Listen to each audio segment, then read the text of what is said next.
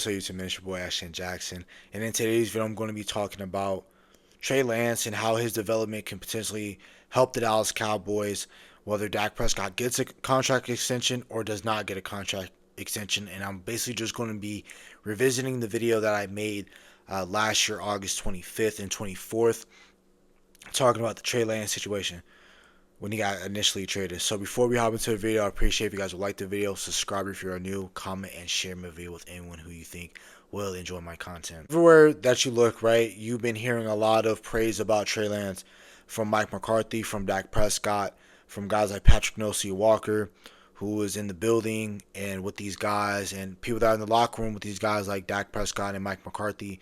They understand the hard work that Trey Lance has put in. And don't forget, Trey Lance was, again, for people who may not know who Trey Lance is, he was this highly touted quarterback coming out of the 2021 draft class.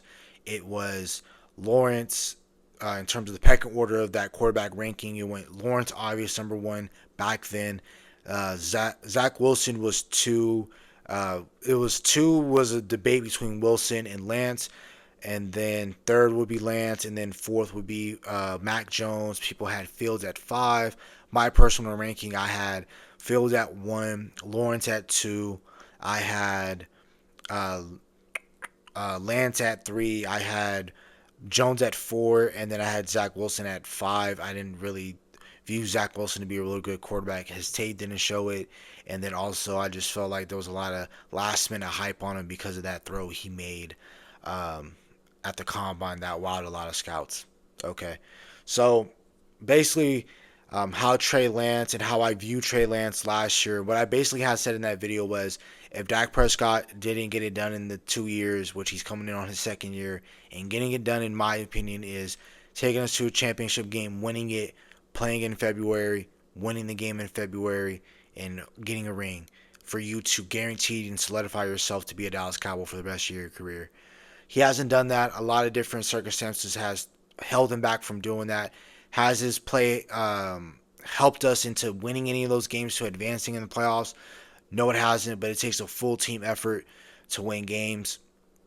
You look at last year's playoffs, you look at the AFC Championship game, that was a perfect game that was a great defensive game where Patrick Mahomes didn't need to play like 2018.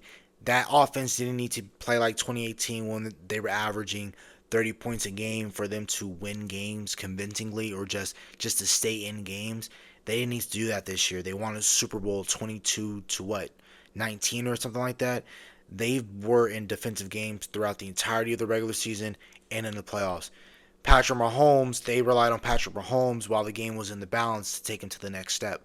Dak Prescott can do that, but your defense can't allow 41. He can't throw a pick 6. Your defense can't allow 100 plus yards on the ground. You can't not pressure Jordan Love, where they have a great scheme that gives Dan Quinn problems. When you're playing against the Niners, you have to play damn near perfectly, especially when you're with this team and you know your quarterback struggles against that team specifically in the playoffs. That Shanahan tree gives Dak Prescott the most problems in his career, and that's where a majority of his playoff losses have came against, whereas Sean McVay, Kyle Shanahan twice, and then Matt LaFleur, they're all Shanahan guys. They all came from that coaching tree and that old coaching style and strategies, right? So, coming into last year, Dak Prescott's deal, this is now the second time that the Dallas Cowboys are letting their star quarterback going into his last year of his deal, right? Trey Lance was last year given away for a fourth, and I did state in my first video that my initial reaction to this trade, I said I wish the compensation was lower. I wish we had traded away a fifth, a sixth, or a seventh, because now look, that fourth hurts you, because now you're potentially going to have to give up a fourth in the 2025 draft to compensate for you not having a legit running back in this room. Right, you could have drafted a Braylon Allen, Isaac Orindo, and Isaiah Davis or Ray Davis, but you couldn't because you spent that pick on Trey Lance. So you better damn sure make sure that Trey Lance has fully developed. Now this is where the video talks about, and now I'm going to be right now in depth discussing what does Trey Lance do for the Dallas Cowboys. You gave up a 4th round pick for Trey Lance to potentially do one of two things. So I'm going to talk about his scenario if Dak Prescott does not get a contract. What does it mean for Trey Lance? What does it mean for Trey Lance if Dak Prescott does get a contract?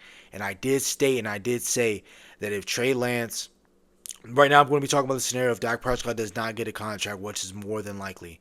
Because we've heard a lot of rumblings in the offseason that we're possibly not going to keep Dak Prescott.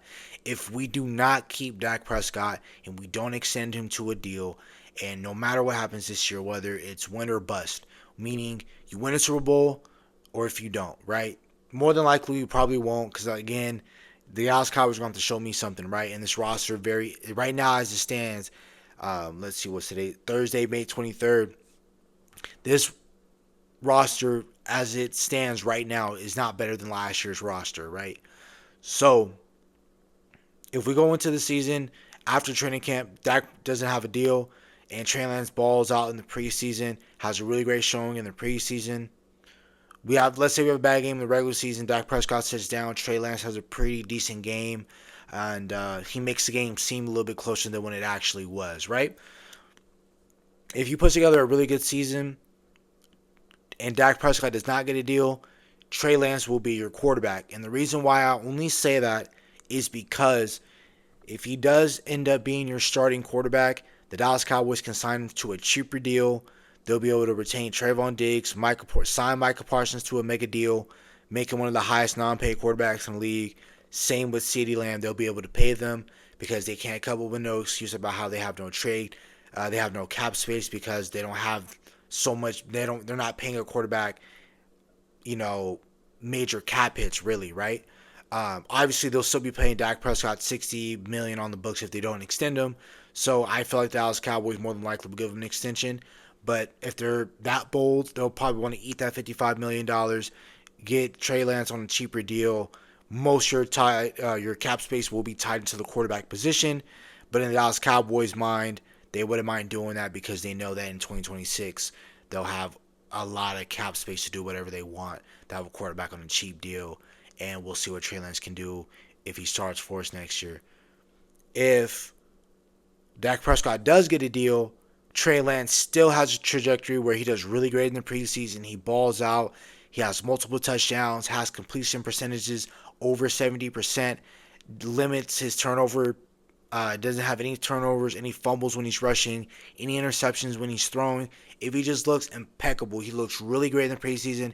If he looks like what Will Greer did his last game for the Dallas Cowboys versus the Raiders, or if he looks like just what Dak Prescott did, how he impresses versus Seattle and the Miami Dolphins. If he looks like what he did when Dak Prescott first came in here as a rookie and he lights it up like how Dak Prescott did versus the Rams, we can now flip Trey Lance to a team like the Raiders. And the reason why I'm using the Raiders as an example, you look at their quarterback room, it's not that strong. That Aiden O'Connell, they have a really good offensive team. Brock Bowers, Michael Mayer, they drafted last year they drafted Michael Mayer in the second round. They drafted Brock Bowers in the first round. I can tell that they want to be a 12 personnel team, which is their one running back, two tight end set, two wide receivers, with Jacoby Myers, and they're going to have Devontae Adams. If you place Trey Lance there, because we do a lot of trades with the Raiders, every single time we want a pivotal player like Amari Cooper, who do we go to? The Raiders. We gave up our first round pick to go get Amari Cooper. We wanted a pivotal guy that can start for us and was basically a need. We gave up one of our late round day 3 picks to the Raiders. We do a lot of trades with the Raiders, right? So I can see us doing the Raiders a solid if they really needed a quarterback, giving them Trey Lance if we sign Dak Prescott to a big deal, because we will no longer need Trey Lance's services. We can trade him around the deadline, give him up for a third round conditional pick, meaning that pick meets conditions. We can leverage and get a better pick. That means the Raiders will owe us a better pick than the third round that they originally had gave us.